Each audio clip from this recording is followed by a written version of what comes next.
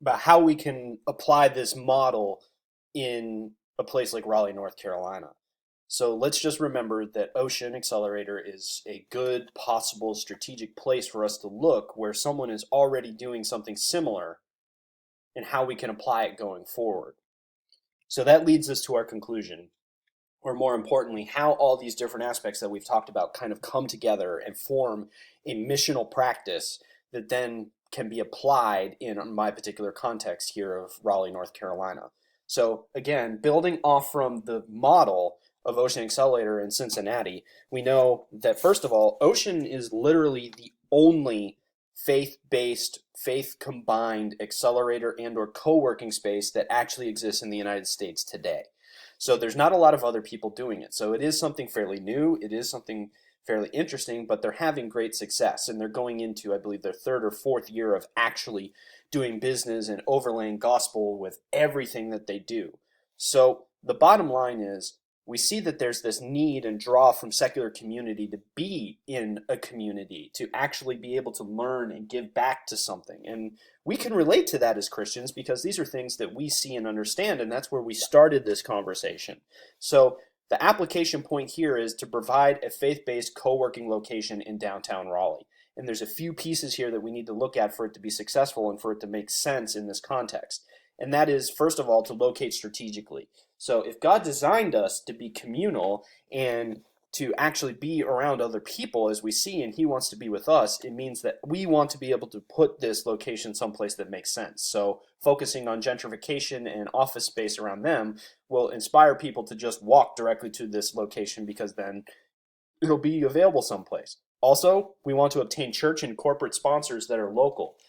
This allows the local church to be involved in what we're doing, but also allows corporate sponsors, so we can make that perfect mix of being able to provide business acumen and business education, but also to provide that discipleship and deep dive for people so that they can get both sides that are so important. And finally, we also want to align goals, visions with secular and kingdom purposes. This is what Ocean has done, is we see so many co-working spaces that say things like help the local community and everything, and we can appreciate those.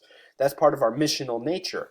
So we'll be able to form goals and visions that overlay secular realities, things that people can relate to that might not already be in the kingdom, but also to people who are, so we can create that perfect mix of having unbelievers and believers together, working together towards discipleship, but also towards being able to do something for the community around them.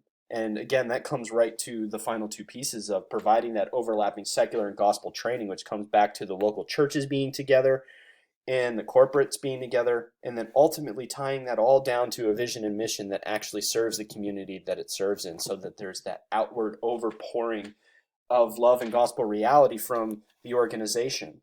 And what we see and what we think is fully possible, just as Ocean has, is that you're going to attract non-believing people because you're providing for one of those needs, that co-working space, having some place to work, but at the same time still accomplishing goals that make sense for the kingdom. And as Ocean has found through their experience, a lot of people are willing to sit through discipleship training because they find that a lot of it is things that they agree with. And then you're able to actually walk them towards the gospel. And they've had success at turning some folks that came in not being believers, becoming believers.